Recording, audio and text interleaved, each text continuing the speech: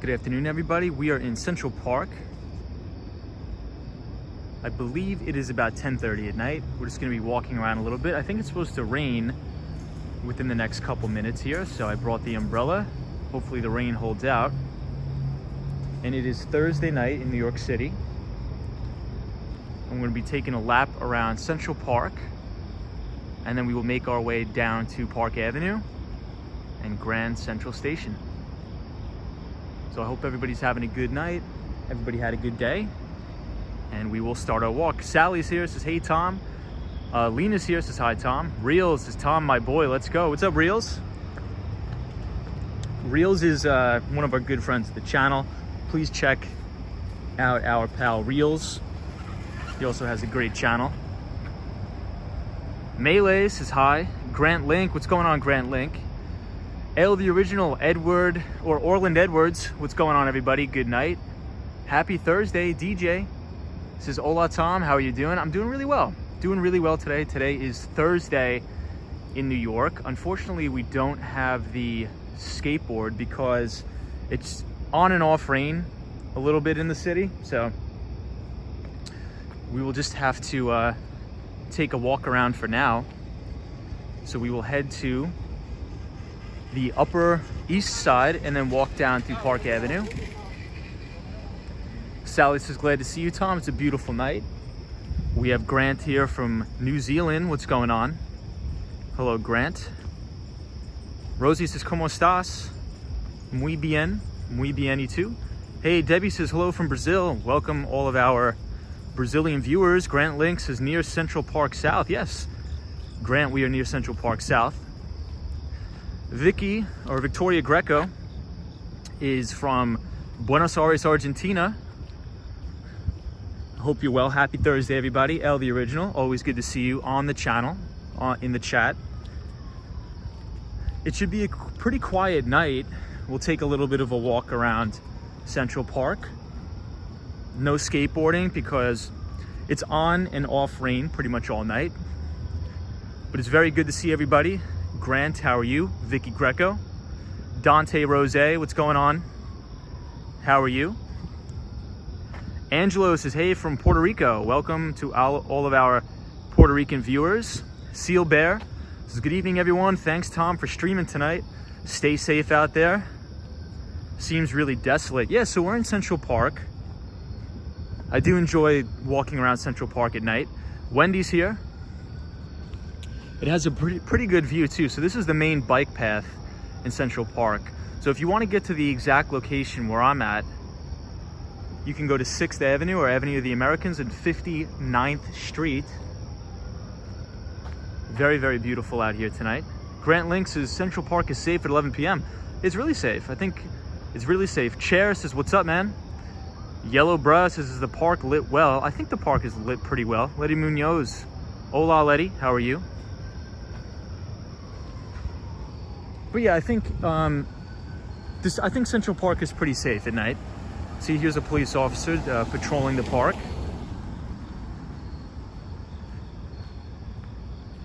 Reels says, I'm chilling out. Good to be back on Tom's Live again. Good to have you back, Reels. Zob says, what's up, skate bro? What's up, Zob? Hope everyone's well. Central Park is really, really beautiful tonight. It's probably about 75 degrees, zero humidity. Even though it's raining, it doesn't feel like it's very humid. I see Mark P. What's going on, Marco? Sunshine after rain, what is going on? Hope you're well. We're in Central Park today.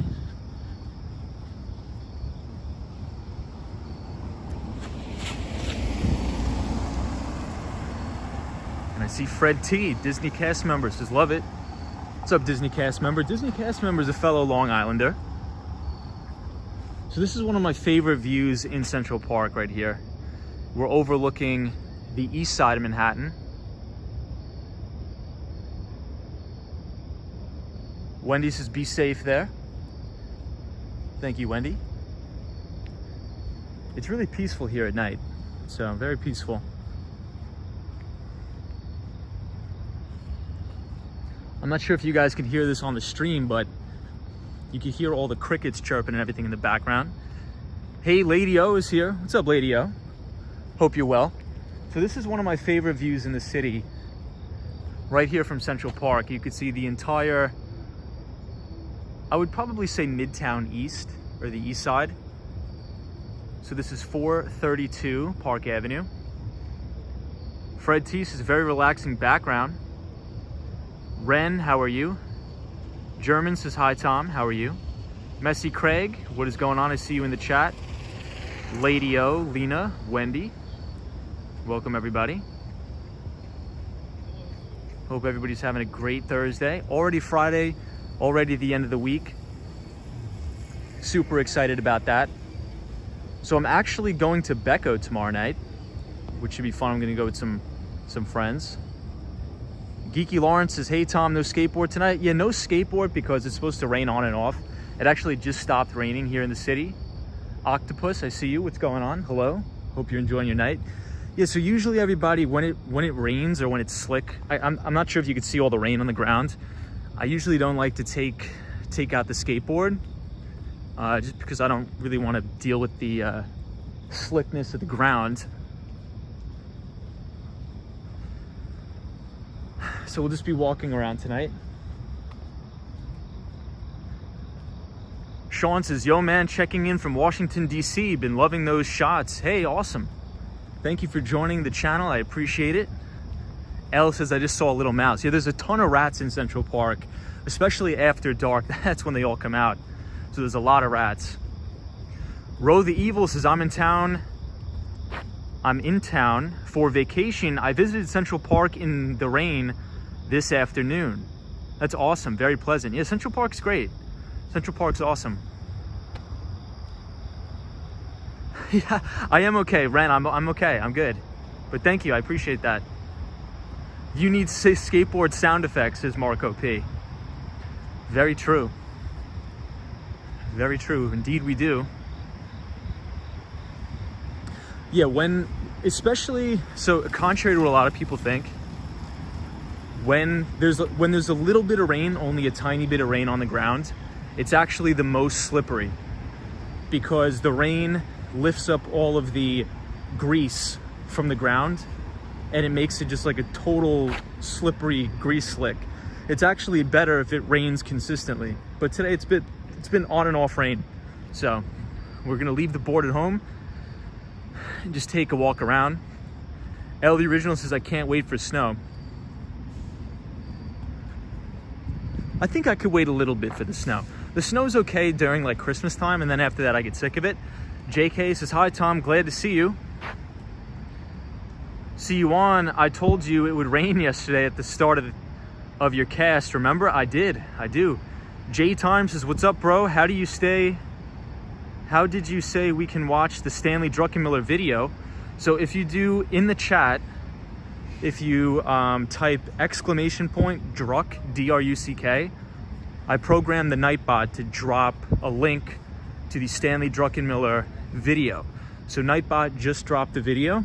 So if you click on that link, it'll bring you to the 2021 Student Investment Fund annual meeting keynote by Stanley Druckenmiller, and he's arguably one of the greatest investors of all time.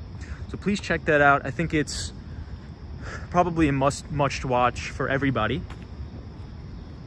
But somebody sent me a very interesting email the other night in relation to the cryptocurrency markets and the recent volatility of the cryptocurrency market. So I thought I would share my thoughts and opinions on it tonight, because if anybody's familiar with the cryptocurrency markets, specifically Bitcoin and Ethereum, over the past couple days, it's been fraught with volatility.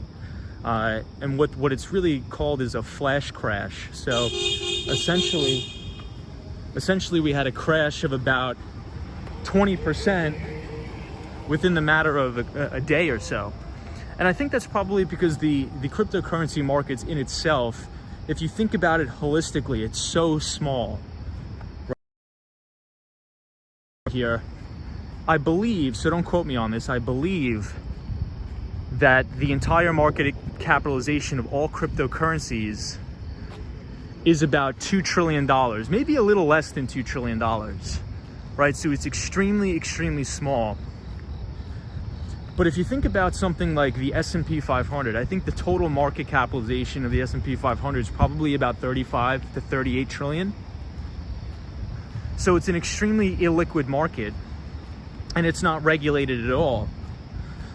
So a lot of these exchanges where people go to buy and sell cryptocurrencies such as Bitcoin and Ethereum, a lot of these exchanges are not regulated.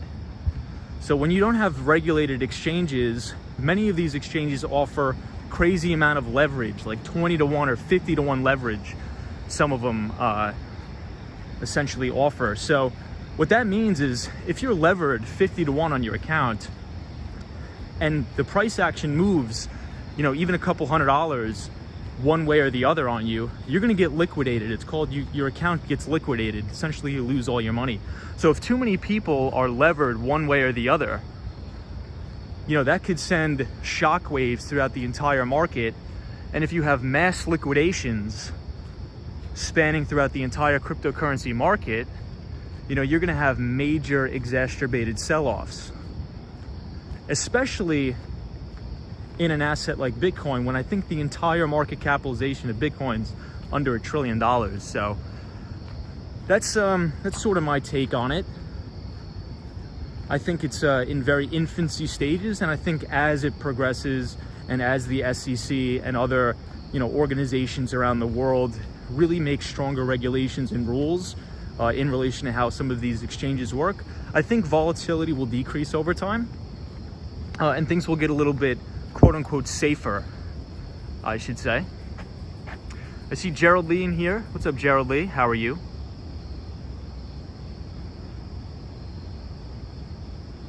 I love your stream. Thank you so much. What's up, JK? Grant Links' amazing skyline. Beautiful here. Marilyn says hello from Murray Hill. Co-viewers join me. Hit the like button. Thank you so much. Hey, Disney Cast member. Gerald Lee says, hi, Wall Street Skate Bro. Your channel is excellent. Good to see you streaming tonight. Thank you so much, Gerald. Appreciate you joining.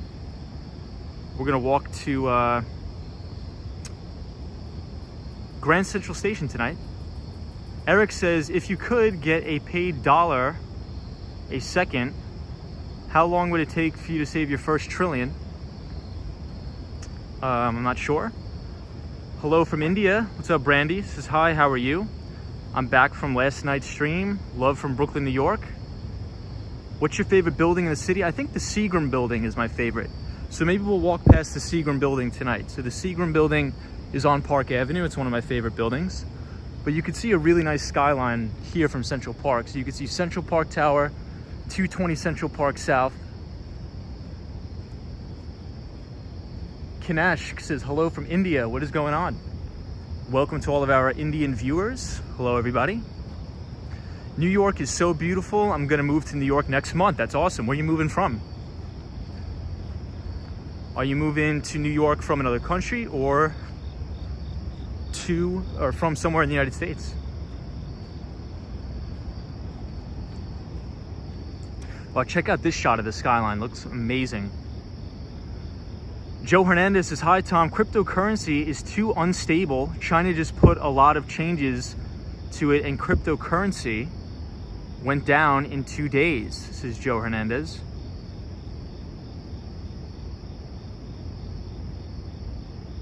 Just trying to catch up on the comments. JK says, I've been told the bar on top of the Met is stunning at night, with Central Park being dark and a glowing city. Yeah, so Joe, I think you're right. But I think the main reason people get spooked about the volatility, especially somebody sent me an email about earlier in the week in the cryptocurrency markets, I think it's just because there's a lot of novice, younger, enthusiastic investors that are running, you know, different cryptocurrency hedge funds where they're using too much leverage. They're utilizing too much leverage. So some of these exchanges out there are not regulated. So if you have an unregulated exchange, you know, some of them are offering 50 to 1, 20 to 1 leverage, which is just insane.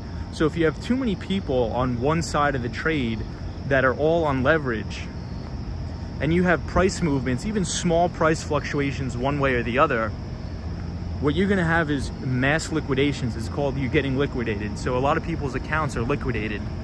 So I think if you want to get exposure to the cryptocurrency markets, Bitcoin or Ethereum, I think the safest way to do that is not using leverage. I think if you want to get exposure to it, I think you should just buy the underlying asset and just hold it offline and not use leverage. Anytime there's leverage involved, it's usually a big mess, just from my experience. But that's really my thoughts on that. But a viewer had sent me an email about it and was asking, why are things so volatile? But that's why I think everything is so volatile, because not only do you have massive leverage involved in the cryptocurrency markets, but it's so small. I mean, the market capitalization of all cryptocurrency is just, I think, a little under $2 trillion. So Lady O says, what's the bright light? So they installed floodlights right at the entrances of Central Park, I think to make people feel a little bit safer running at night. And I think it's a good idea that they did that. So if you're entering Central Park from 59th Street and 5th Avenue, you're going to see all of these floodlights, and I think the city put them in just to make people feel a little bit safer. Roy says, hi Tom and all mods, checking in from Jackarat. What is going on, Roy? How are you?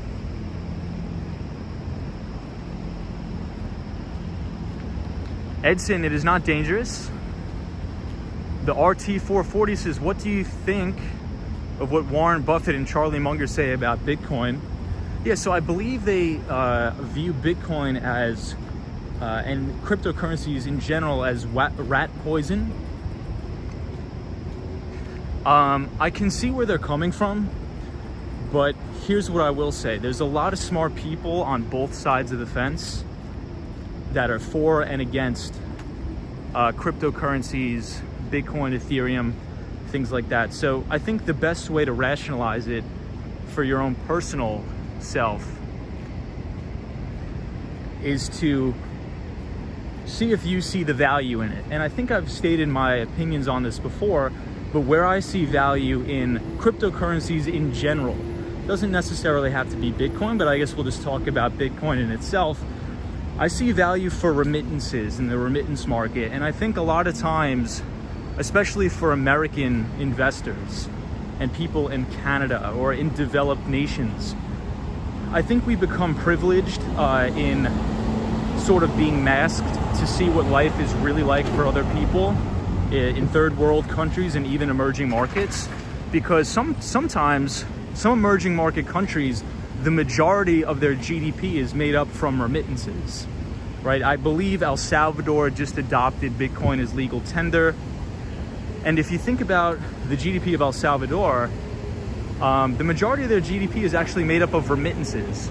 So I think it's a little bit better to have a world macro view when referring to cryptocurrencies and not just from the speculation standpoint. But again, I could be wrong, but that's just my take on it. So I'll read some of the comments. Hey, William Creech is here, says, good evening, everybody. How are you? Hey, Mark Davis is here, says, how was your day today, Tom? My day was really good, Mark. How was yours? I hope you're well. Edson says, I don't know the danger. It's good you take care of yourself. Did it rain in the city a lot? Yes, and it's supposed to rain in about 20 minutes.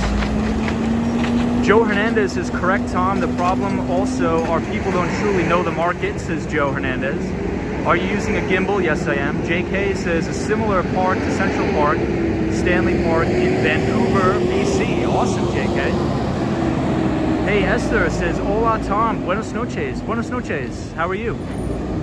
JK says, cryptocurrency is an investment vehicle / store of value rather than an actual currency, says JK. Grant says, Edson, he said it's more slippery from the skateboard when there's a bit of rain than a lot. Yep, that is true, says Grant. Dell says, hello, Tom and everyone from beautiful Australia. Well, welcome to everybody that's joining from Australia, the land down under. British Gray says, good Thursday evening, Tom. I really enjoyed your live stream on last night. Thank you so much for sharing your videos with us. Much blessings always, British Gray. Thank you so much. I appreciate that. From Tampa, Florida. Welcome from Tampa, Florida. JK says, when El Salvador converted over, Bitcoin fell that day. Very interesting. Lady O says, I think if you can afford a high-risk investment, then do digital coins, says Lady O. T and Me TV says, thinking of bailing out of AutoZone, slow and stagnant for 6 months. What do you think? Well, I think a lot of stocks right now are in digestion period. My thoughts on the overall equities market, usually what happens is after Labor Day, right? It's usually, before Labor Day, it's usually called the summer doldrums, where all of the main, hedge fund managers, mutual fund managers, all the big wigs that really move the market are out in the Hamptons, on Long Island, on their yachts and things like that. But after Labor Day, that's when people really start to come back to the office. And they start to prepare for taxes for the year end and things like that. So what you'll see is volume ramping up on the exchanges. So in the summer months, there's usually very low volume on the NYSE and all the major exchanges. However, I think after Labor Day, which is now, I think you're going to see a lot more volume pick up on these exchanges. And you'll see probably a lot more volatility just due to people reallocating their portfolio. So in an ideal sense, what I would like to see is a correction going through October and November, and then we could have that classic Santa Claus rally, as it's called, into December. Ireba says, hi Tom, I like the piece of art on your community page. Where did you get it? So I got it at a local art place here in Manhattan, in Art Gallery. It's one of my favorite pieces of art. I'm trying to diversify my overall holdings to branch into real estate and artwork. So a lot of the artwork that I'm going to start to collect will revolve around Wall Street. So if anybody's interested in seeing that, I have a really, really beautiful piece. I think it's only one in 160 pieces ever made. It's in my apartment and I'll keep it in the family forever, but it's a beautiful 3D piece of art of the Wall Street New York Stock Exchange. So you could definitely check that out on the community page on my channel. The Austin Tennis says, hey Tom, hope you're having a great night. What's up, the Austin Tennis? How are you? I try to read as many comments as I can. The Austin Tennis says, will you be collecting any Bob Ross paintings? I'm not sure. Steve from Buffalo says, hey Tom, after Labor Day, huge increase in volume. People are reallocating. That's correct, Steve. That's correct. So before that, it's usually called the summer doldrums. But now, after Labor Day, all the big hedge fund managers, mutual fund managers are back in the office. JK says, Thanksgiving is usually statistically a good trading day, says JK. Lady O says, Tom, that was meant to be a question. Isn't Bitcoin considered high risk? Yeah, so Bitcoin is considered, I would say it's considered extremely high risk. And I think the volatility on Bitcoin is extremely high due to the illiquidity in the market, right? If you think about cryptocurrency holistically in total market capitalization of all of the different crypto assets, I believe it's just under $2 trillion, right? And when you have an asset class in infancy, you have a lot of exchanges that are not acting right. So in my opinion, I don't think people should be allowed to trade with 20 to 1 or 50 to 1 leverage, because what that creates is what you call flash crashes. And I think over the past couple days, what we saw in the price action and volatility in Bitcoin and Ethereum was a combination of people using exorbitant amount of leverage on their positions. And that resulted in mass liquidation. So a lot of people lost tens of billions of dollars, resulting in flash crashes in the market due to the deregulation of these cryptocurrency exchanges by allowing users to use an unbelievable amount of leverage. So what I think, if you want to get exposure to the space, that has to be a personal decision to you, and I would do it by allocating a percentage of your overall net worth. Decide upon that percentage then you allocate that amount, and then I would pull the cryptocurrency off the exchanges, and I would not utilize leverage. There's no reason to utilize leverage. I mean, if you think about it, if you're buying Bitcoin now, or even 2 months ago, 3 months ago, and the overall market cap of just Bitcoin is under $1 trillion, I mean, that is such in an infancy in itself. So to lever that up with additional leverage is just a little bit crazy, especially given how illiquid the market is. So I don't think there's no need to be irresponsible and trade with leverage. So here we are on 5th Avenue. Hey, Martine, Radio City Music Hall. What's up, Martine? How are you? T and Me TV says your advice is definitely worth the price of admission. Free. Thank you so much, says T and Me TV. Yeah, so these are just my personal thoughts, right? I wouldn't consider it investment advice. These are just my personal thoughts on the market, but I appreciate it. Hope you enjoy. So we're right here at 5th Avenue at the Trump Tower. JK says, I find it difficult to apply my risk management process to the crypto markets. This is JK. Hey, Martine, how are you? Radio City Music Hall. I think we got it, my friend. Kimberly says, I'm back again. What's up, Kimberly? Diego says, hello, guys. Good night. Buenas noches. Steve says, huge heist in Paris. Wow. Hey, Marilyn Ringel, thank you for the $10 super chat. I appreciate that. Zap Allen says, hi, BJ. Sorry, guys, on my phone. It's tiny. You can't see. The True Jess B says, I feel like I'm in a class, but it's cool. Hi. What's up, the Jess B? How are you? What should I order from McDonald's? I don't really eat McDonald's, but I think I would get a McFlurry if I were you. Wade Wave says, what's up, guys? What's going on? Disney cast member, how are you? Zap Allen, always good to see you. Mark Davis, Sir JJ says hello. Welcome, everybody. T and Me TV says, how do you feel about auto parts store stock? I have a bit in all of them, thinking of selling all and starting fresh.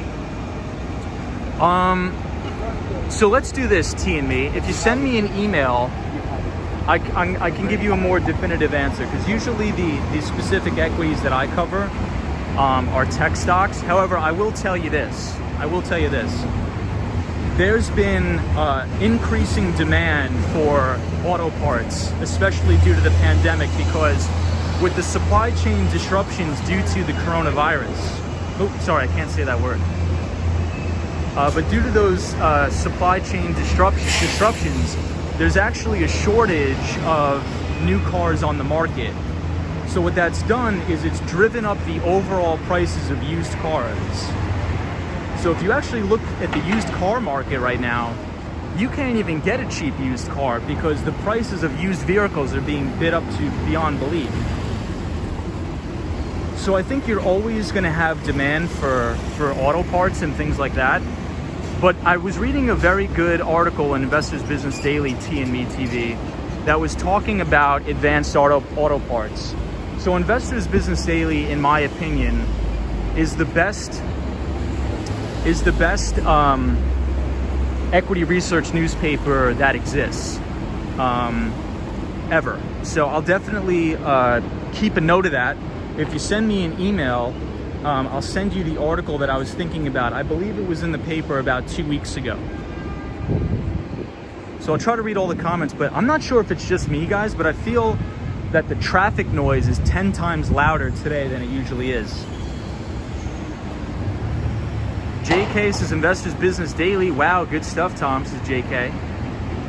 Ireva says, RVs are always in demand.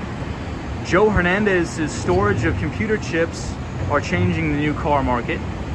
Yeah, so we talked about that too, Joe Hernandez. There's a global semiconductor shortage right now. Mark Davis says, by the way, Tom, congratulations on your 2K subscribers. Well done. Oh, thank you so much, Mark Davis. I appreciate you.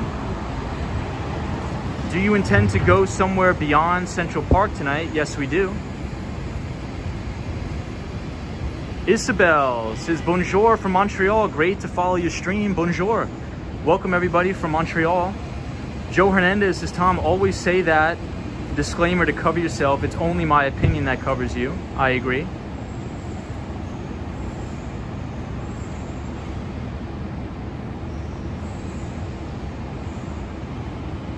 Eric, how are you?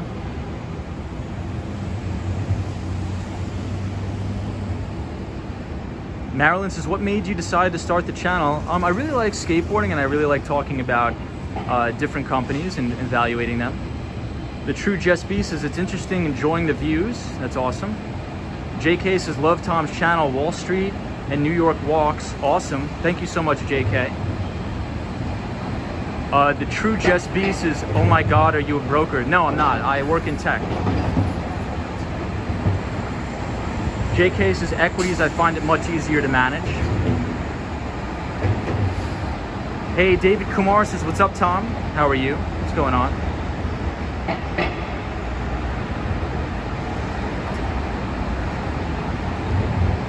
Hey, Sean Knowles is here. Photos from around New York says, I think Gotham has said traffic has increased over 100%. Wow. JK says, thoughts on fintech?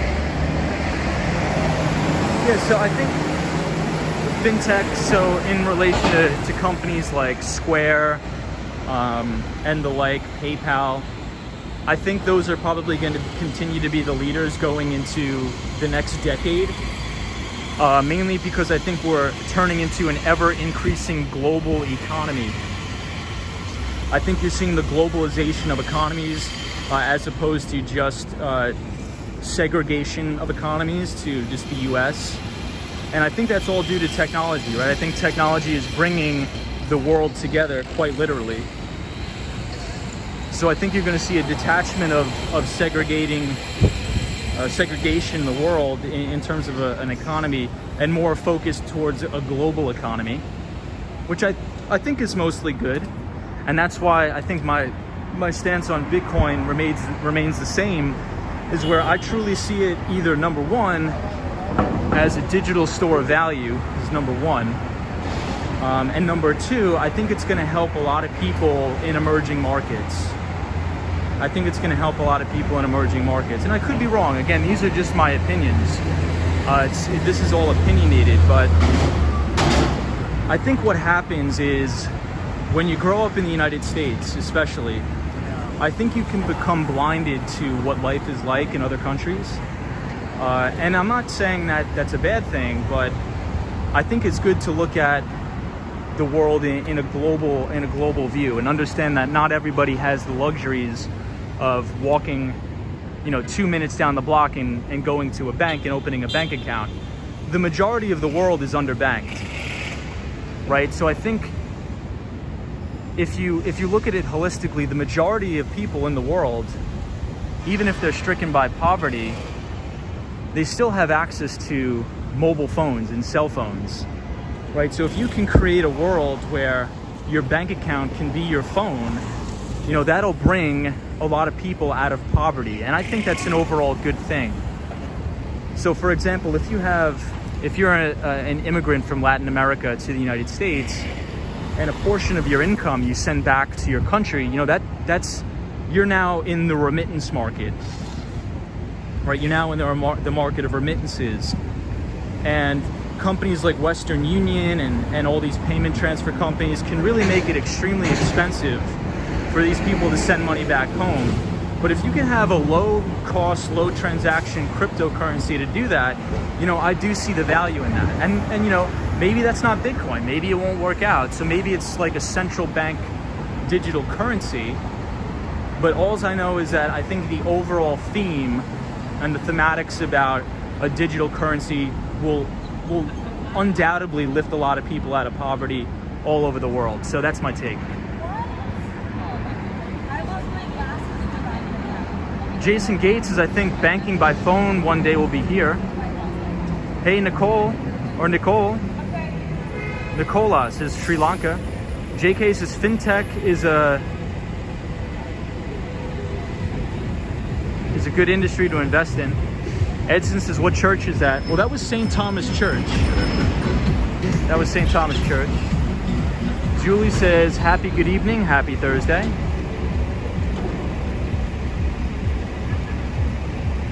Hey, War Walker says the vampire is here. What's up, Dracula? Hey, DJ. Hey, Jason Gates.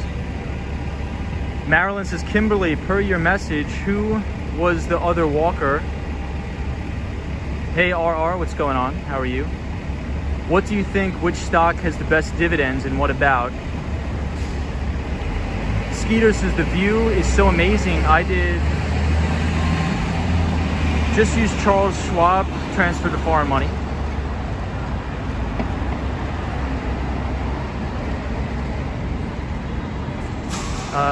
Kimberly says the other night there was another YouTuber walking the streets of New York.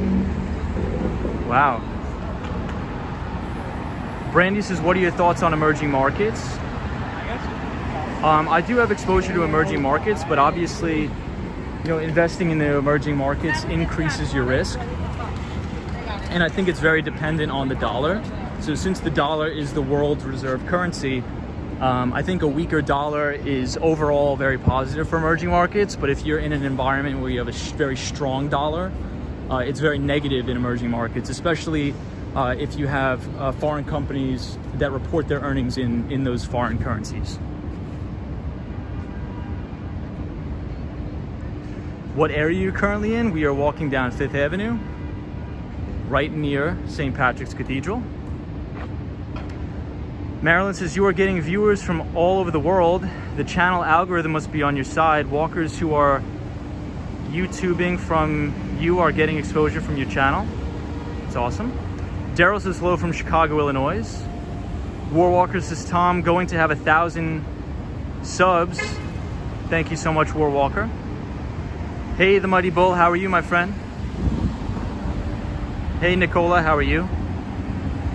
A different take says apparently all major nations are exploring a digital currency.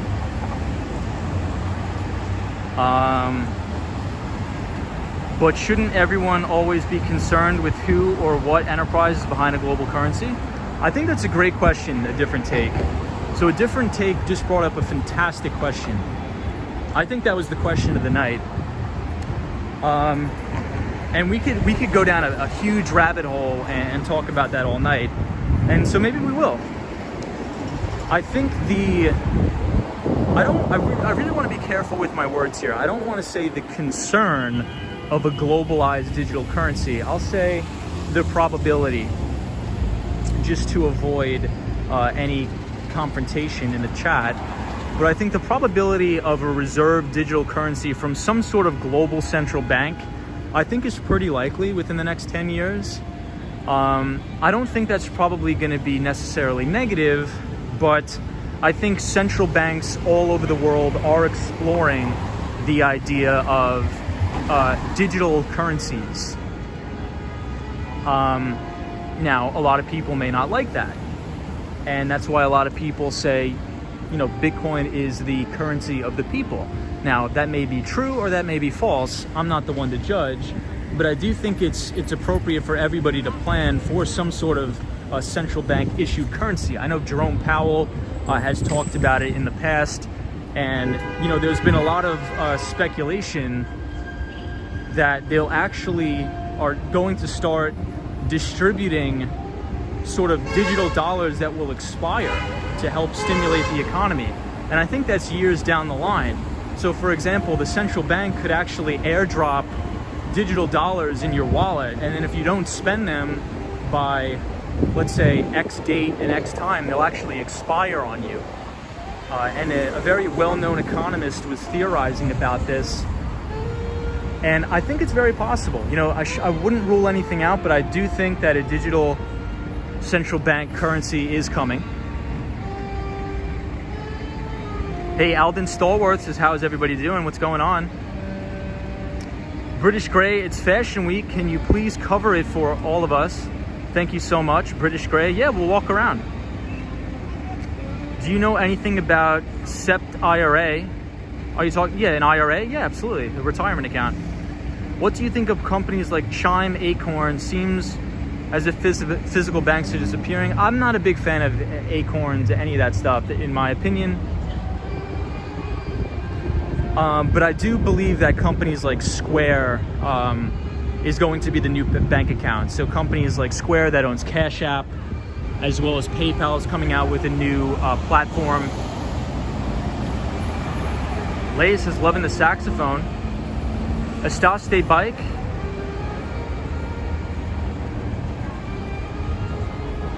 Hey, what's up, Cosmo Scary? Hey, the Mighty Bull. Viquero says, hi, I love the content. Sorry, guys, the comments are just ripping by. It's hard to read. Capital Post says, even Visa bought digital currency. Indeed. RR, I'm sorry. I mean, what do you think about QYDL stock? No comment on that. I do not have enough information to advise you one way or the other. Joe Hernandez says, one of the main issues with cybersecurity is it has bad reputation from a lot of shady dealings with Russia and Nigeria, says Joe Hernandez. K-Kid says, so would American currency be universal currency other than a foreign currency? So I think right now the US dollar is the world's reserve currency, and I think that's mainly due to the petrodollar, it's called, the petrodollar. Isabel says, what is your opinion on eviction moratorium extended to January 2022 by the governor? I think it's creating an artificial bubble in housing prices. And I also think that the Federal Reserve and Jerome Powell is continues to buy billions of dollars in mortgage-backed securities, or what they're called MBS on the street. So they're buying billions of dollars in mortgage-backed securities when there's over 1.1 million homes that are currently not paying their mortgage. So it's creating artificial demand in the housing market. I think that the government is incompetent. I think that there should be no eviction moratoriums. And the reason why I think that is not because I'm a harsh human being, it's because I think that the government should distribute the rental assistance as they've promised, but obviously anything that's ever left up to the government goes to hell. So I think all of the rental, I think the vast majority of the rental assistance has not been distributed. And I think that's the fault of the government, because people have been applying for it. Landlords as well as tenants have been applying for it. And the government has not been distributing it. So I think it's putting landlords in a very, very difficult situation. I think it's very unfair, because at the end of the day, these tenants don't need to pay rent, but the property owners still need to pay their property taxes. There's no moratorium, or there's no pause on the property taxes. So I think the government is creating a very dystopian-like situation. Orcasmic says, what are some good sources you would recommend to someone that wants to get into investing? Well, I would recommend that you read Investors Business Daily. Investors Business Daily is a great newspaper that comes out every Saturday. And Investors Business Daily is owned by William J. O'Neill, but he now sold the company to News Corp, which is Rupert Murdoch's company. Diego says, good living, Tom. Disney cast member says, each state is in charge of doling out the management assistance, using the money from other things, at least in hell, I mean Arizona. That's funny. Alden, how are you? Yeah, I would start off by, read Investors Business Daily every weekend. And I would also read the books that the Nightbot is recommending. So if you look in the comment section and you look at the Nightbot will drop some comments for you.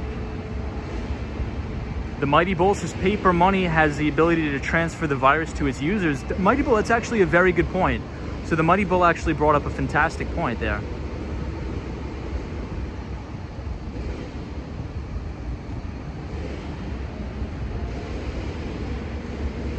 Kaylee says they need to lift mandates and let people go back to work, says Kaylee.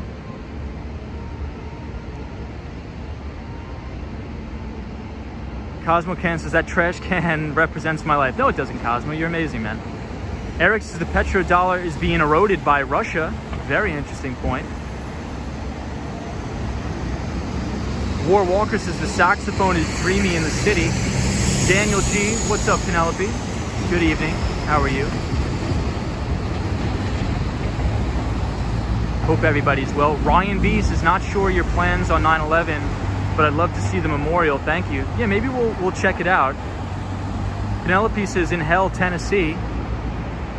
Hi, bro, says Digital. How are you?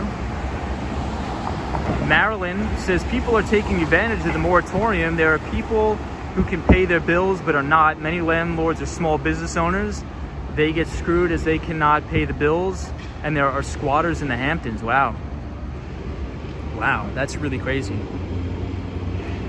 Yeah, I mean, it's a big mess. The government always creates a mess. Anytime the government tries to step in and fix something and make it better, it always turns to a massive nightmare. Always.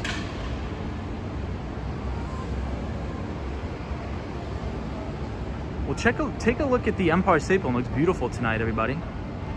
Daniel G says, where are we going tonight? We are going to walk around Grand Central Terminal, Grand Central Station. DJ says, you are very smart. You know many things. That makes a great stream. Thank you, Tom. Thank you, DJ. Steve from Buffalo, our pal Steve from Buffalo, says, everyone knows that the skateboarding is concrete. That is true. That is true.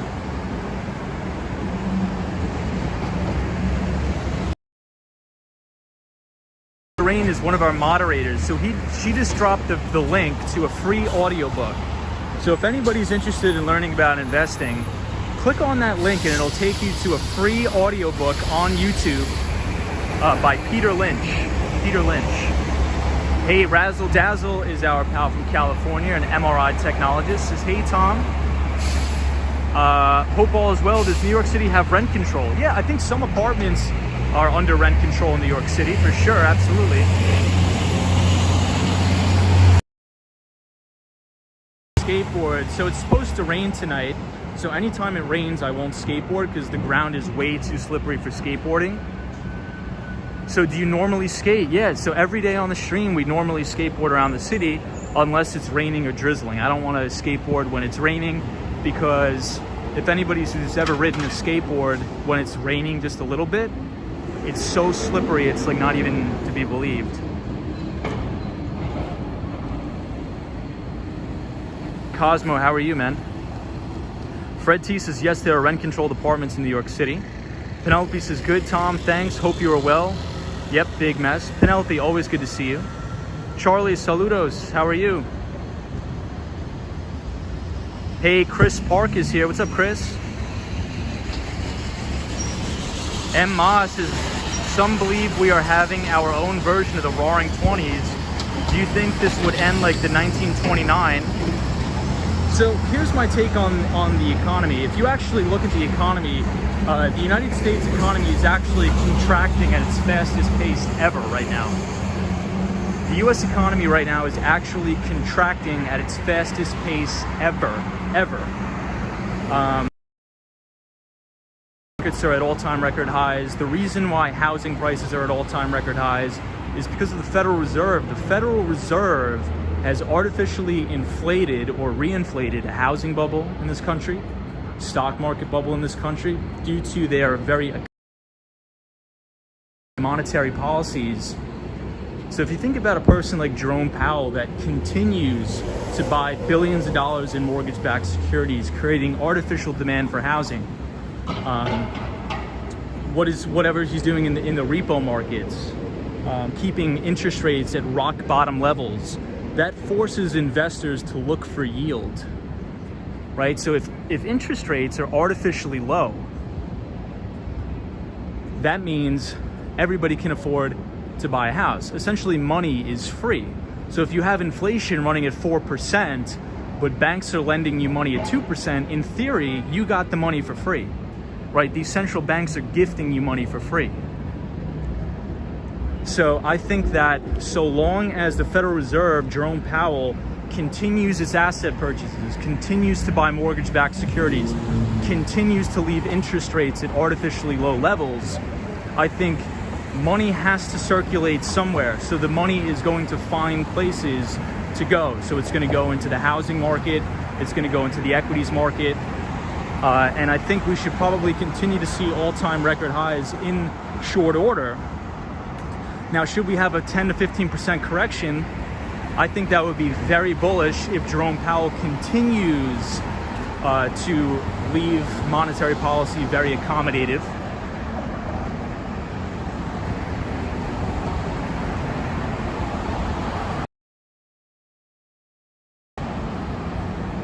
Where's the World Trade Center? Way downtown. Kaylee says that'll be a dope video, skating in the rain. I don't think it'll be dope for me when I crack my head open. Just kidding. Perla says the world will end after 2035. Thank you for that. At least now I'll be prepared. Steve says, what do skateboarders do when they're really talented? They go pro. Ah, very good. TH says, the Roaring 20s were fun.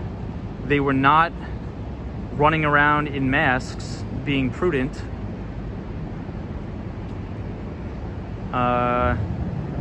Williams, hello. Chris, I only smoke cookies. Says, how old are you? I'm 26, just turned 26. Ryan B says, we are going to... I hate cars like that. I think you're a tool if you have a car like that.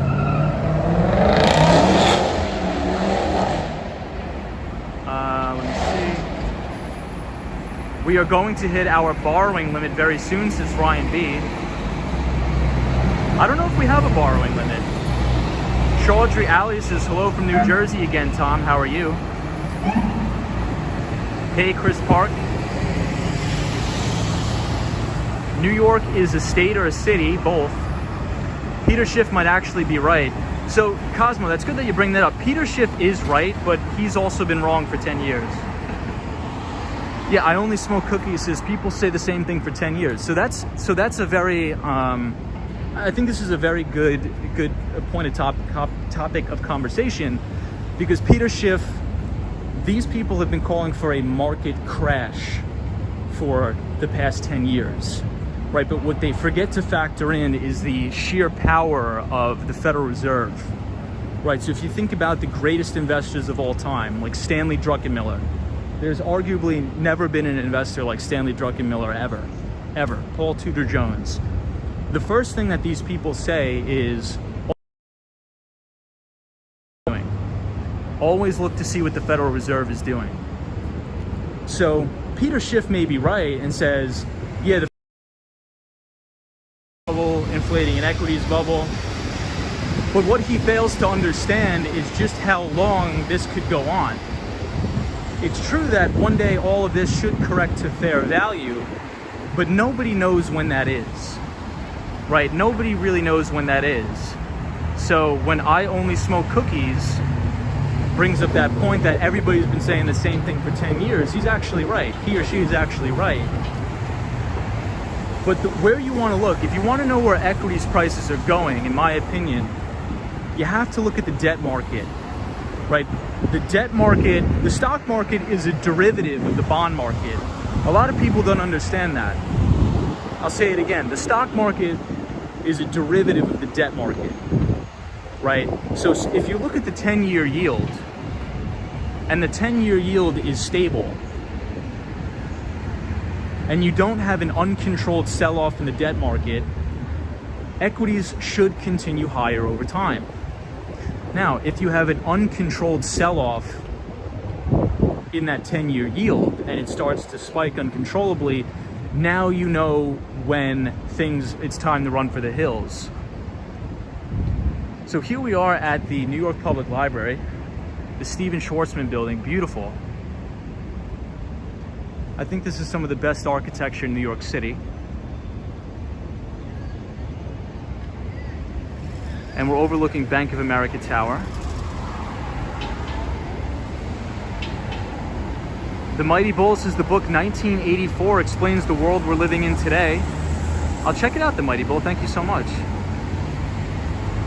Have you seen Spider-Man outside your window? Yes, I have.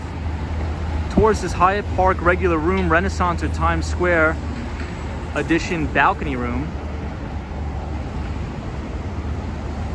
Ryan B says, I meant to say debt limit. I only smoke cookies. Says contraction happens before expansion. Chocolate New York gem. What's going on?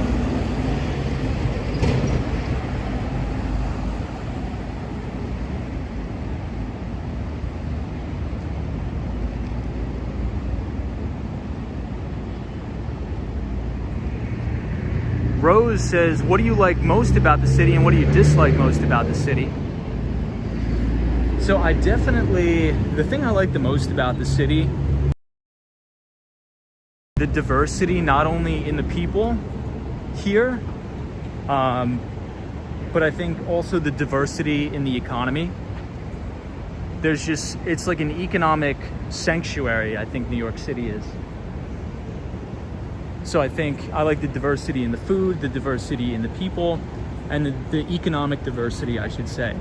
I think that's the thing I like the most, because you can be in many, many different industries here, right? It's not like you move to some towns across America and everybody only works in like the coal mines or something. Everybody only works in hospitals. Here, you have such a diverse group of people in all different sectors of the economy. Something I like the least about the city, I think under the mayor, it's been a little bit more dirty. So hopefully this new mayor will clean it up.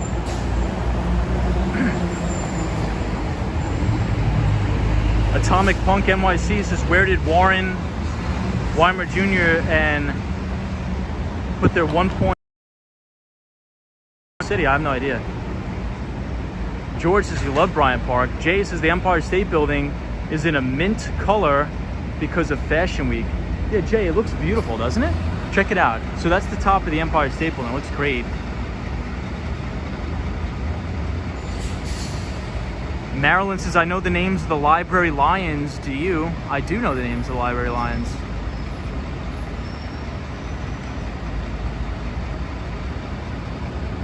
He loves New York City, the high prices in New York City. That I don't like, but I think the city commands a premium to live here. But I think under the current mayoral administration, I think the taxes are not justified. But hey, look, we're getting a new mayor, so hopefully things will change. DJ says, I love the Empire State Building. So let's actually go to Pershing Square. Let's go to Pershing Square first.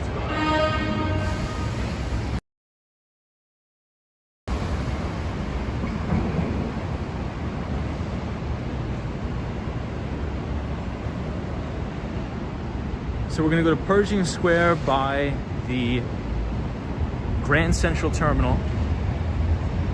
The Mighty Bull says, Tom, have a lovely night past my bedtime. Mighty Bull, thank you so much for always joining in the conversations. I appreciate you, and I hope you have a fantastic night and a very happy Friday, the Mighty Bull. I appreciate you very, very much, and I will see you on the next one. Disney cast member says, I just made hand-painted earrings of the Empire State Building. Lay TH says, I've never seen the Empire State Building this color in 30 years.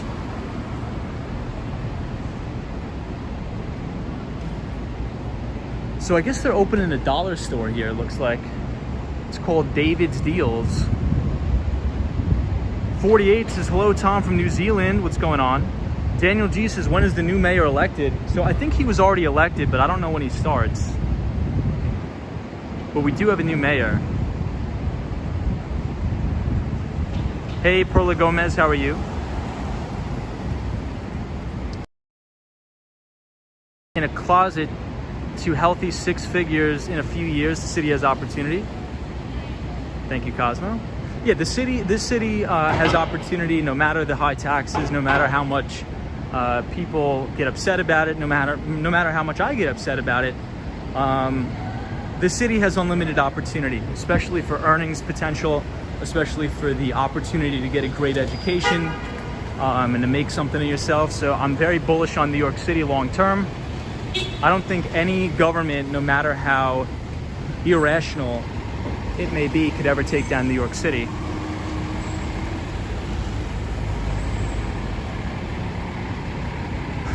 Yeah, I don't know. De Blasio is out. De Blasio is out.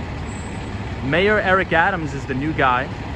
My wife and I are stoked to visit New York City this October, already counting down the days. Yeah, it's awesome. New York City, it's the greatest place on earth. You gotta come, and when you come, visit from the Upper West Side. Hey, Angel says hello from the Upper West Side. What's going on? The Upper West Side is one of my favorite places in the entire city. When I was a teenager, I used to work on the Upper West Side. I worked 83rd Street between Amsterdam and Columbus. So this is the new Vanderbilt building, the One Vanderbilt. Beautiful.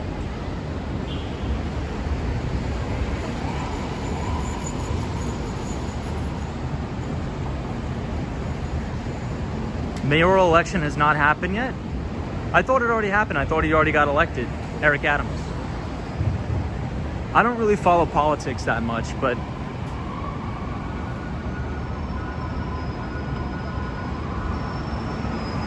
so this is, we're coming up on Library Way and East 41st Street, and then we're gonna make a right and go to Pershing Square. Penelope says, I think we are all special here to get your views. Grant Link says, did de Blasio lose the election or decided not to run? I think you're not allowed to run 3 times. William Wilson says, I'm your new subscriber. Why do you ignore me? I don't ignore you. Sometimes the comments are ripping by so fast. It's very, very difficult for me to read everybody, so I apologize. I'm going to try to get to as many as I can. Marilyn Ringel says, I have going to smaller cities, example Raleigh and Charlotte, North Carolina, leaving due to taxes and crime. That's true. Reg says November is the election. Will do, we are staying in Brooklyn with her sister. That's awesome. So I actually used to live in Greenpoint, Brooklyn. Greenpoint, Brooklyn's a great town, great neighborhood, great community. I think you're gonna have a lot of fun in Brooklyn, a lot of fun. Steve says it's November 2nd, but nobody else has a chance. Oh, so I was thinking about, he ran against Andrew Yang to get the candidate. That's what I was talking about. So Det2PC says Adams has already been fixed in. David Dinkins II, crime will explode, everything will go to heck. Well, let's hope not. Gerald Lee says Adams won the Dem primary and will face Silwa in November. William Wilson says, okay, thank you, I understand now. Yeah, not a problem. I apologize if I missed your comments, guys. I try to read everybody. Kay Wade says, how late do you usually stay out? As late as we can, maybe 1, 2 a.m. The video is so clear. Well done, Tom. Thank you so much. I appreciate it. Digital says, my family already visited the United States.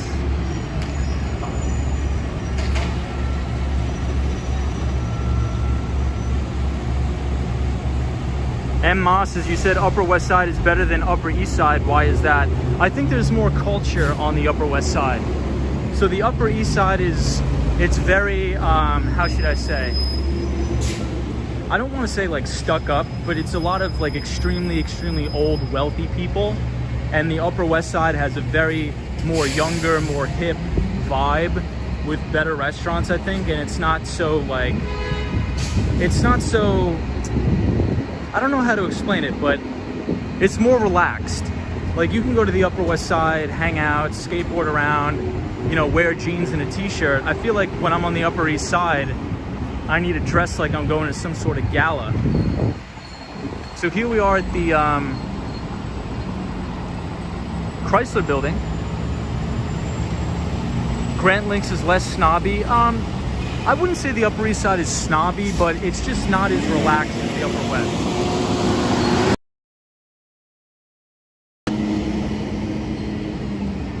Det2PC says, you do not know my background. Latha says, I love living on West 68th Street. Def, more relaxed, less pretentious than the Upper East Side. Yeah, I love the Upper West Side. The Upper West Side is my favorite place in the world. Elle says, I love the East Side. It's super chill, stores everywhere. Yeah, I mean, I guess it's just depends on your personality, but I love the area around the Museum of Natural History. Marilyn says, Murray Hill is beautiful, check it out. I've been to Murray Hill, very beautiful.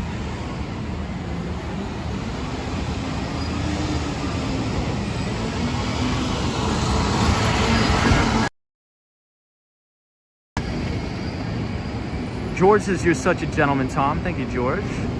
Wade says, gotta love the Link NYC stations all over the city. Zap Balance says, Tom is one of the nice YouTubers. He doesn't ignore his viewers. Yeah, I try to read everybody's comments. So again, if I miss your comment, it's not because I'm doing it intentionally. It's really because, you know, on my small screen on my phone, these things are ripping by, and I try to do my best and read them as fast as possible. Australia John says Chrysler Building is a masterpiece. I agree. Let's take a look at it. It's beautiful. Chrysler Building is phenomenal, fantastic. Lena Sandoval says hello, Tom and everyone. What's up, Lena Sandoval? DJ says, are you going to Times Square today, Tom? We are not going to Times Square, unfortunately. Latha says there's Pershing Square. I could see it from here. Yes, love it. Look, the Camaro says digital. Do you have chat on slow-mo? I don't, and I'm not able to do that yet. Tom is probably using Verizon. I am using Verizon. Hey, Checkers X is Curtis Rocks. Hi from India. Dollar Pizza. Cosmo Scary says, I personally think life will be the same under Adams. You won't notice a difference from de Blasio. To Cosmo, I mean, I'm one of those people that will give everybody a chance. So if Adams does get in, you know, I think everybody should give him a chance. You know, we'll give him a shot. We'll see how he does. Just like when Trump was elected president, I'm like, look, give him a shot. Let's see how he does. When Biden was elected president, I'm like, look, give him a shot. Calm down. Quit climbing up over the walls of the freaking, whatever it's called, the Capitol. Let's give him a shot. Let's see how he does. I give everybody the benefit of the doubt. Like there's no point. Like this is the way I think about it, and let me know what you guys think too. If somebody gets elected to office, it's not going to do any good for anybody if we just bash the guy and put out hit pieces on him or her, right? And say he sucks, she sucks, everything sucks, because they're already in. He or she is already elected. So it does no good with bashing the guy and trying to bring him down. There's nothing we could do. We can't reverse it. So we might as well try to work together to make things better. Give him a couple of years, see how he does. I don't know. The Adams guy seems like a decent stand-up guy, so we'll give the guy a shot, you know? We'll see. Wow, check out Grand Central Terminal. Looks beautiful. Death 2PC says Grand Central is in a league of its own. I would agree. Look at how beautiful it is. Unreal. Jay says Eric Adams is a former cop. The true Jess B says you have to give people the benefit of the doubt. There's not much we can do. That is true. Jackie Jackson says first, everyone needs to vote. I agree. So this is Pershing Square and Grand Central Terminal. Yeah, the ceiling inside is beautiful. Penelope says in Atlanta in the 80s, 90s, when I lived there, that would be Buckhead snobs versus Virginia Highlands hippies. Death 2PC says Chrysler is in a league of its own. Some sweet corporate architecture down in the Battery.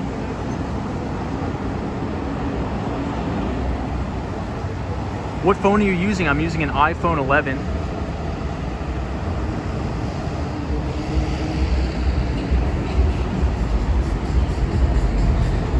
Joe Hernandez says, LOL, I told you, Tom, this would happen to the chat. I'm doing the best I can. I apologize. Can you take us in a high building? I don't think I'm allowed to go into buildings and film. George says, the Upper West Side. What's your favorite coffee shop in that area? Well, I'm glad you asked. If you do exclamation point coffee, Nightbot will drop my favorite coffee shops in New York City. But my favorite coffee shop by far in all of New York City is on 72nd Street and Columbus. It's called Black Press Coffee. It's amazing. You gotta go. It's on the Upper West Side. Check it out. Black Press Coffee. Very good. One of my favorite places. So this is the Pershing Square restaurant, like the bar and grill here.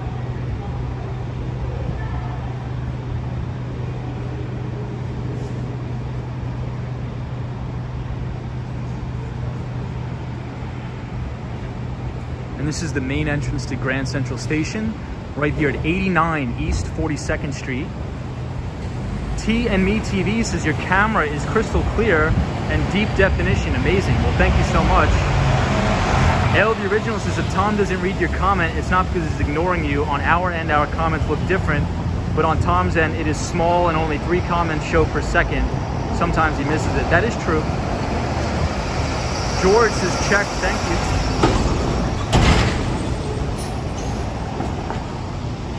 Appreciate it. My dream is to work in the Empire State Building. So I believe LinkedIn is in the Empire State Building. So if anybody wants to work in the Empire State Building, apply to LinkedIn. Marilyn Ringel says Jackie Kennedy was instrumental in preventing Grand Central from being destroyed, taken down years ago. There is a plaque inside Grand Central Station that recognizes her work. Wow, thank you, Marilyn.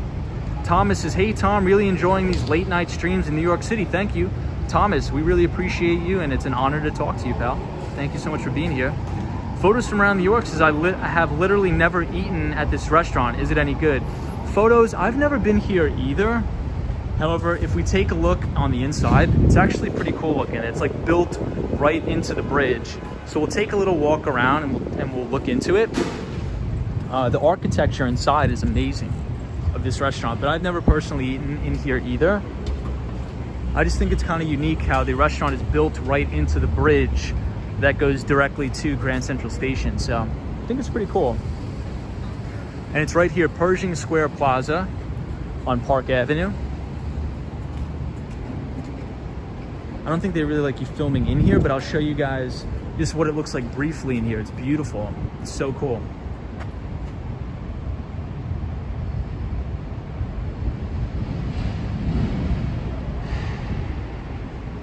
Isn't that cool? It looks cool in there.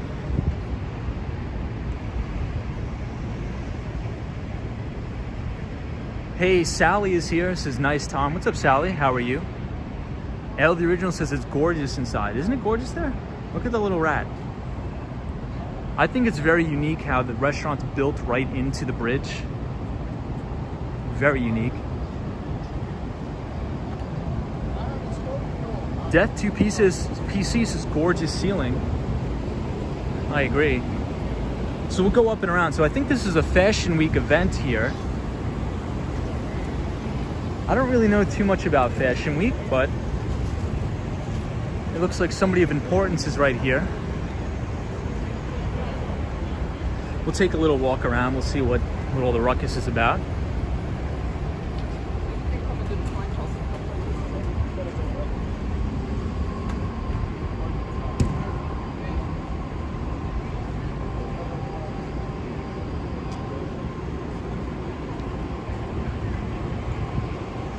Yeah, so I think it's a Fashion Week event.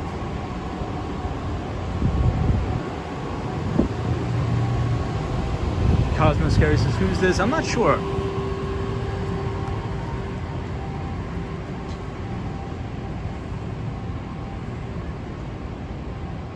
So here's some outdoor dining places.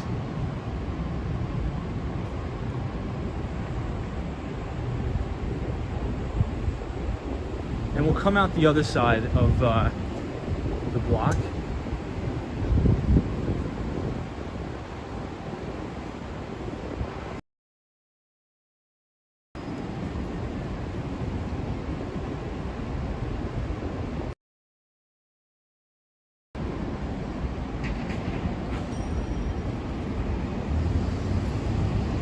That rapper was Lil Boozy. I don't know who that is. Penelope says, nice, maybe you can create a run over rats on the skateboard line. Jeez.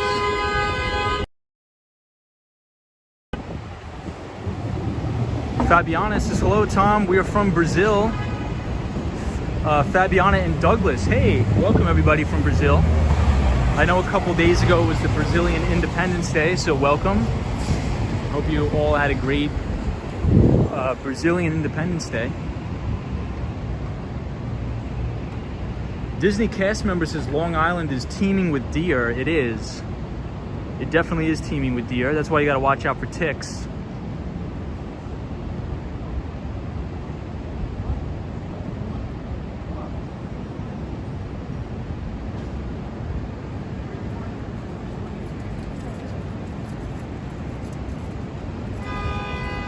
Rats transmit COVID? I hope not.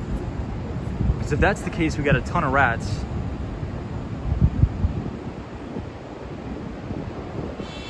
Is New York City done with the outdoor inside seating? No, I think they're going to keep the outdoor dining all year round, which I actually am in favor for. I'm actually in favor of keeping the outdoor dining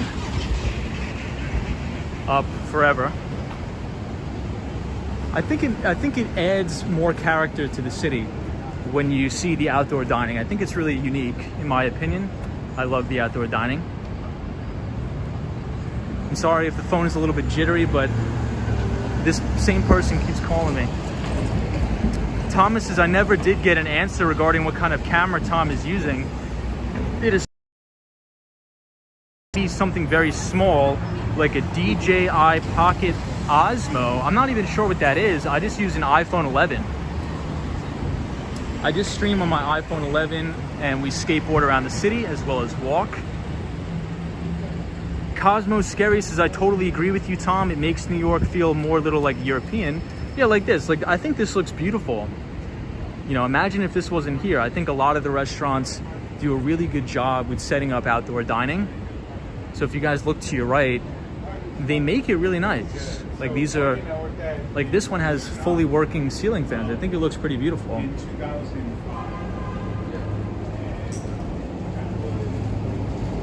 I see Chipotle, I love their burritos. DJ says, are you mostly a late night streamer? Yeah, we usually stream, walk around New York City and talk about finance. I'm only on late nights because I work pretty much from 8 a.m. all the way straight up till 9 p.m. sometimes. So I'll try to be on earlier, but this is just the time that I get off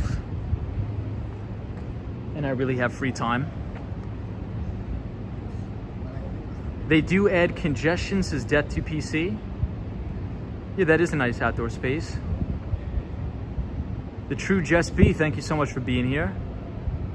G's iPhone 11 and his 26-year-old, I could be your executive assistant, Tom. Just kidding. Adds revenue as well, says Ryan B. That is true. But DJ, thank you so much for being here.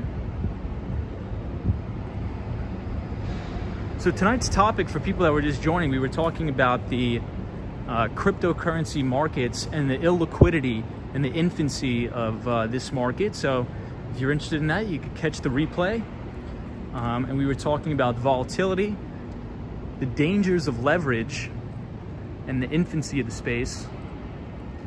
DJ says, Tom, will you show your face ever? Yes, I have before. So if you follow me on Twitter, which is mainly where I post my equity research, and you follow me on Instagram, I have my face up there, and we will be showing my face on the streams as we go.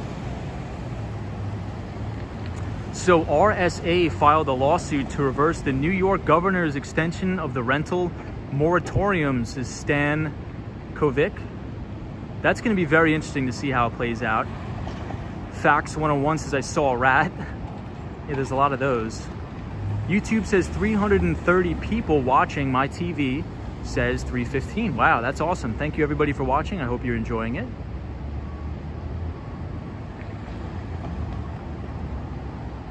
Eric says, Tom must not get much sleep. I try to get as much sleep as possible. I think sleep is very, very important. So definitely do not lack on your sleep.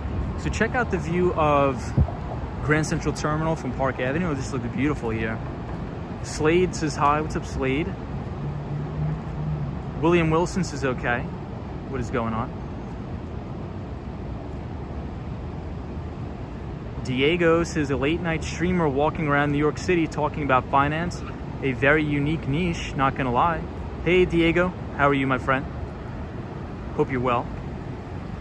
L the original, L's a good friend of the channel. Always love seeing L here. Says Chipotle is only good for the burritos.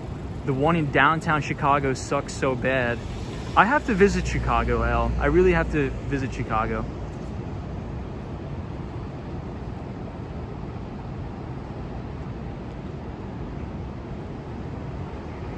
Hey, Jason Chamberlain is here. Jay says your connection is crystal clear. Yeah, so take a look at the MetLife building. Elizabeth says, have you ever walked past where they filmed Sex in the City? I don't think I have. I've never seen an episode of that show, so I wouldn't even know where to walk. But if you tell me where to walk, we'll definitely either walk past it or we'll skateboard past it, assuming I have my skateboard back tomorrow. El the Original says, yes, you need to visit downtown Chicago. It's like a mini Manhattan. It's so fun. I love it, but always crowded. I'm gonna definitely take a trip to Chicago sometime. Is this Grand Central Terminal? This is. So this is the on-ramp to Grand Central Terminal. So the cars drive up right up here, drop people off at Grand Central Terminal, and you could take the Metro North, upstate New York. Also, they're in the process of completing the East Side Access Project, which is gonna bring the Long Island Railroad directly here to Grand Central Station. I sort of wanna walk up here, but I get in trouble, so I can't. Maybe one night we'll skateboard up there real quick and show you guys. I think you should do walks and not just skate. Yeah, I think, you know, anytime it's raining or bad weather, I think we'll be walking. Zap Balance says, oh my God, Tom, you have over 2,000 subscribers. I know, I really do appreciate everybody. I never expected the channel to grow this big, but I do appreciate everybody. Annie Ball says, hello from Rio de Janeiro, Brazil. George says, the bad side of Grand Central Station is the ugly MetLife building in the back. DB Racer says, got into DIY Ethereum mining a few years back. Using my home PC, totally forgot about it as its amount like $200 at the time, so stopped. Just checked the balance a few days ago. $200 is over $10,000. Wow. DB Racer, congratulations on your gains. That's awesome. Kudos to you. Marilyn says, very good group of viewers, diverse and interesting. Yeah, I think that's the beauty of the channel, right? I've said it before, the thing that makes the channel great is the viewers. You know, there would be no good stream if there wasn't any very good educated viewers, and all of you are a pleasure to talk to. You should do Facebook live stream too. I don't think so. I don't use Facebook anymore, but maybe we'll try Twitch. Cosmo Scary says, I kind of want to stream so I could talk to cool Brazilian people. Cosmo, do it. Daryl is from Chicago, I believe, as well, Illinois. Says, do a collaboration with Action Kid if possible. Potentially, yeah. I like Action Kid a lot. Welcome to all our viewers from Brazil.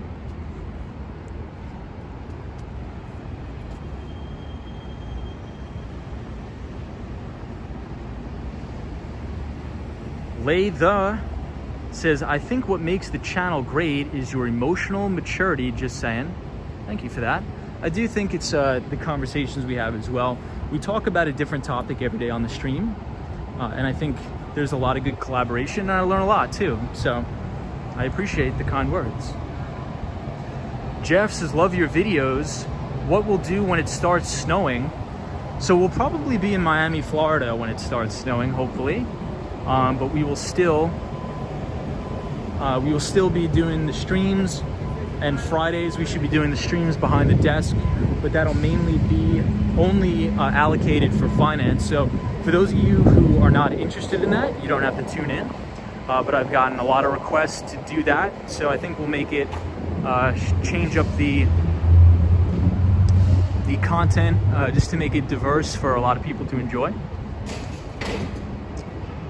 I believe you are nearby the Chrysler Building and One Vanderbilt. We are.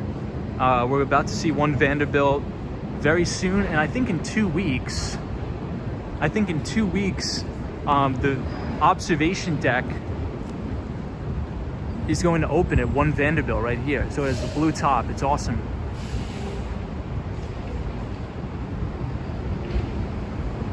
When it starts snowing, Tom will run for the heat and humidity.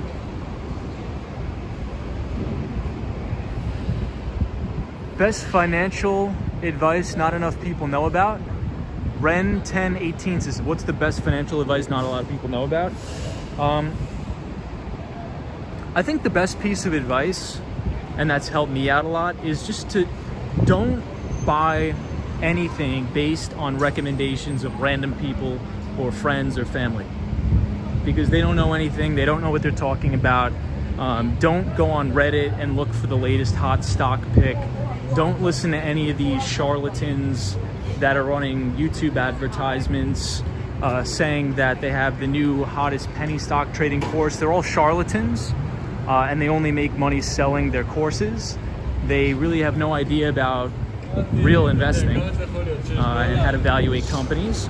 And don't give your money to other people. I think if you want to invest your money, you should know what you're investing in, and that should be on your terms. You shouldn't give it to other people, because I think a lot of people work hard for their money. I think, you know, we go to work every day to earn an income, and you should be able to have autonomous control over that by putting together rational investment theses and things that you understand.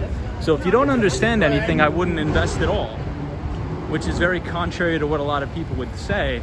Everybody says you have to invest no matter what, but if you don't understand something, I would never put my money in something I don't understand.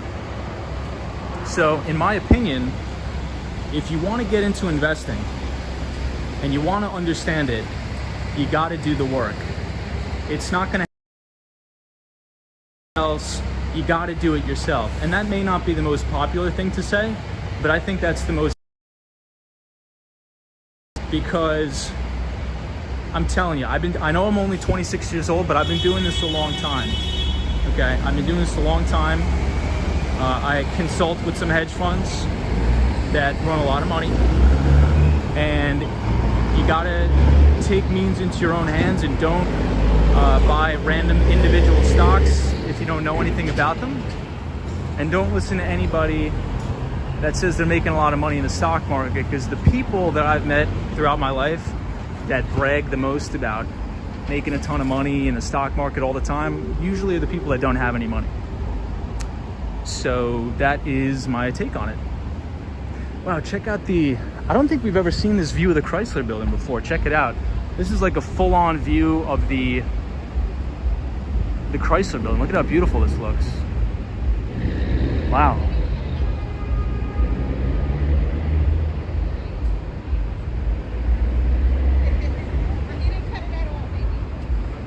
Wow. Oh, he just cut the sides and the back. Oh, but he didn't cut the... So this is the Chrysler building, and then this is One Vanderbilt, the brand new building. Look at how crisp that blue color turns out. That is the most stark blue I've ever seen in my life. Wow.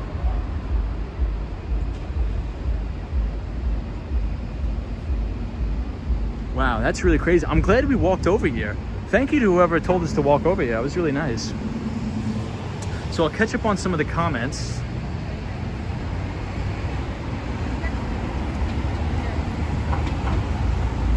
Hey, Zap Allen says, I found your Instagram, Tom. I started following you. Awesome, Zap Allen. Steve says, best advice for stocks is to start early and buy what you like. I agree. Hey, Cipriani, yeah, just buy an indice. Regularly accumulate. Yeah, so what DB Racer said is actually very true. So there's been a lot of studies out there that if you really don't know what you're doing, it's probably best to dollar cost average into an extremely low cost index fund that tracks the S&P 500 or the NASDAQ, because these investment vehicles have extremely low expense ratios. And an expense ratio is essentially a management fee that the company takes out every year to manage your money. So a Vanguard index fund that tracks the S&P 500 has less than a fraction of a percentage point of an expense ratio. And you'll get all of the gains of the overall broad stock market, for example, and the dividend income that comes with it.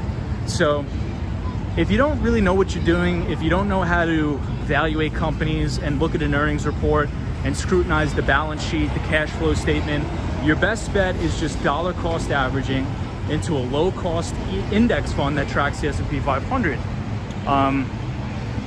Also, another interesting thing, and I think I've said it a million times on the channel before, Jack Bogle, or John Bogle, but everybody calls him Jack Bogle, was the former CEO and founder of the Vanguard Group.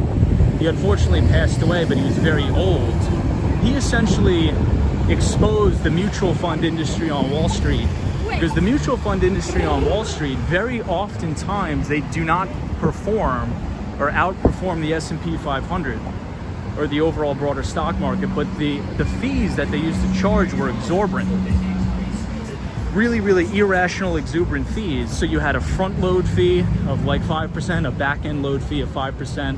And then even if the fund lost money, you still had to pay all the fees. So Jack Bogle of the Vanguard Group really came in there and said, what if we can give the average investor exposure to the broad stock market and only charge them a fraction of that, of a percentage point of a fee to manage their money?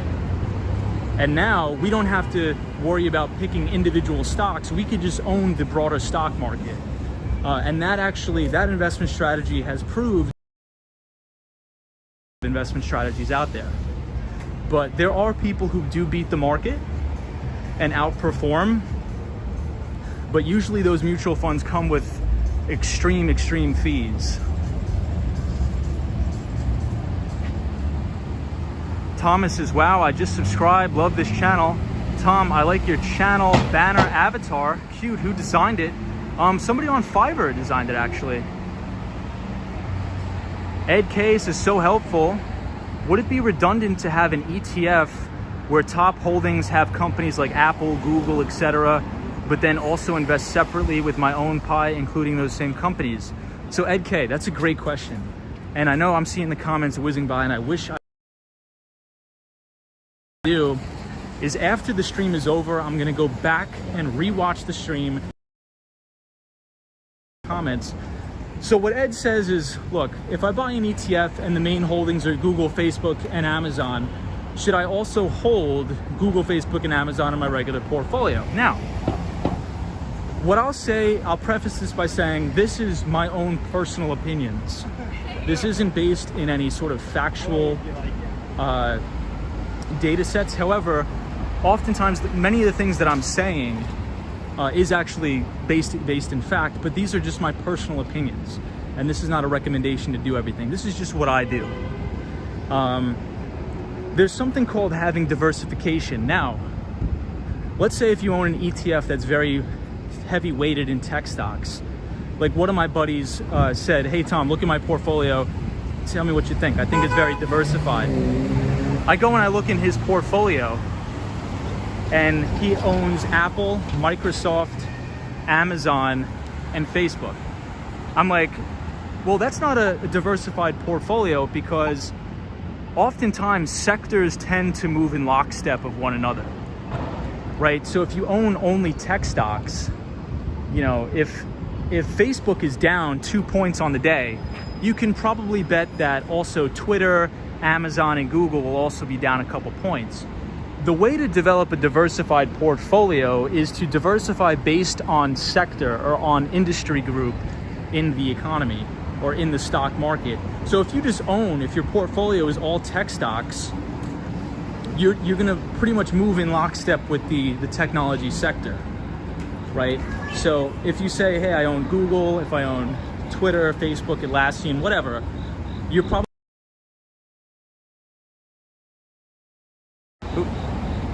Sorry guys, the camera's gonna go in and out now because this person at the same time hammers me with phone calls.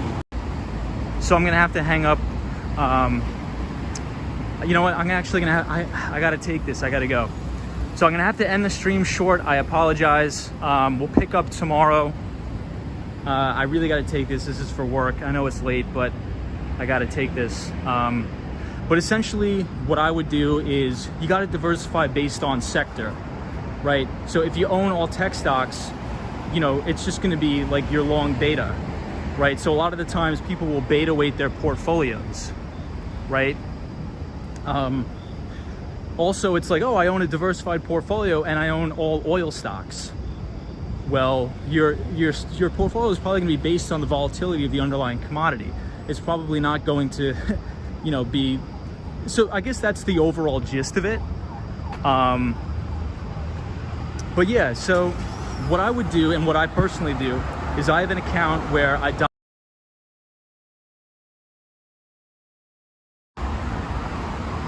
have an account where I dollar cost average into the S&P 500, so I'm guaranteed to get the general stock market returns. But I also manage my own money in a long short portfolio. So even if I where I have defined risk management. So some years I'll outperform the market, but some years I severely underperform the market, right? I think when I first I pretty much lost all of it, because my thesis, essentially the biggest loss I ever took, I was very, very naive, and I had saved up all this money from working, and my thought process was that Donald Trump's going to deregulate the oil and gas industry, and a lot of the offshore oil drillers like ticker symbol RIG and Transocean are going to be able to drill and make a lot of money. Now, I was very, very naive at the time, and I didn't know anything. In 2013, I was a freshman in college. No, I was a high school student in 2013. So I didn't really know what I was doing, so I lost all my money. Because I put all of my eggs in one basket in all of these offshore drilling oil stocks, which are now all post-bankruptcy, by the way, so they all went bankrupt. So yeah, I mean, the point is you got to be diversified, and if you're going to run your own hedge fund, you got to cut your losses. So I would probably say every time I start a new position, I'm probably wrong about no, more than that. Let's say this, I'm probably right about 30% of the time. So that means the other percentage of the time, I have to cut the loss and in theory lose money. Now, the 30% of the time I'm right is when I size into a name and I'm holding this for sometimes 6 months to a year, so I get multiple earning cycles. If you hold a stock for a year, you're gonna get 4 earning cycles. And if you really wanna make the big money, the thunder money, you have to sit through some earnings reports, because Wall Street analysts from Barclays, all the big investment banks, all the big bulge brackets, they have to see how the company's performing.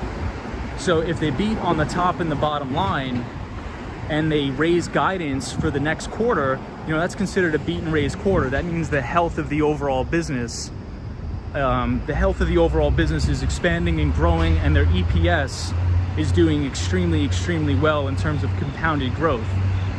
So if you want to make the big money in individual stocks, you need to buy quality that has extremely good earnings growth, pre-tax and after. And you need to hold these stocks for the long term. You don't want to be day trading in and out of these things, because you want to, number one, avoid capital gains tax, and number two, you actually want to make money.